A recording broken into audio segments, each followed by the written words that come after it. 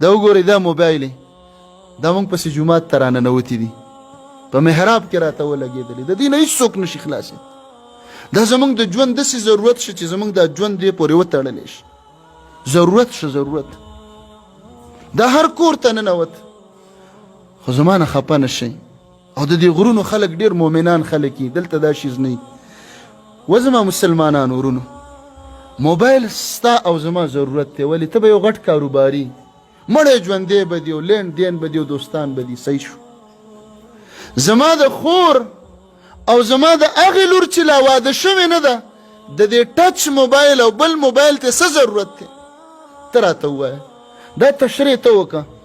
چې ستا د دې لور چې ته وله موبایل په کور کې الې څومره ضرورت دی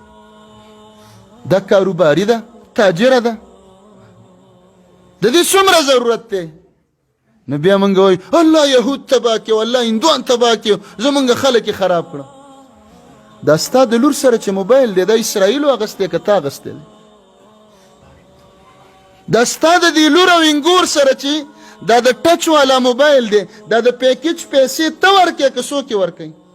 اسرائیل سره تباه کړي اخو د الله سیم تباه کړي خو موبایل خو ستا کور ته نه دی راوړی دا ټلویزیون تا اخیستی که دا د ټرمپ او د بایډن اخیستی دی یا د مودي اخیستی دی دا تا اخیستی نو موږ خپلې زنانه په خپله بې حیا کوو په کور کې به د یو مور ضرورت وي چې بچي دی او خاوند دی هغې له به ساده موبایل والو که اوس ساده موبایل هم نشته دی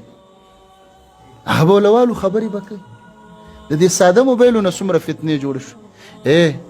په دې لارو کې چې دا مړي پراته وي بورې بند لاشونه هلکه سړی مړ دی او پته نه لګي چا وجلی دی او خوړ کې پروت دی اوبو کې پروت دی او هدیره کې پروت دی تاسو خبرې دا مړي چې دا قاتل نه معلومیږي دا بوري بند لاشونه دا د دې موبایلو د لاسه ده به د چا خور د چا مور د چا لور ته څه ویلي نو هغوی مړ که دغه شانتې پروت دی په لارو کې هسې والله چې څوک د چا چرګ هم نشي وجلی چرګ څوک چاته لیونی نه دی چې کېږي خو زړه به یې وله ډېر ځورولی ډېر تکلیف به یې ورکوي نو دا مړي دا قتلونه د دې د لاسه زمونږ خویندې د دې د لاسه ووتلې د کورونو په خپلو زنانو باندې واګې راټیټ کړو دا موږ ته اسلام ویلی دي سختی دا سختی دا غیرت دی اوس مدرسې ته نه پرېږدم غیرت مې نه مني جومات ته نه پرېږدم غیرت مې نه مني او مستقله سینما د ټچ موبایل دی وله واغسته نو غیرت دې په سین لا وشو دلته اوس ټلویزیون راوړمه دلته غیرت نشته اوس خویندو میندو دا شیزونه ډیر شو په دې کې راځي پیشنې لنډې جوړې تنګې جوړې او نری کپړې ټولې په دې کې ښکاره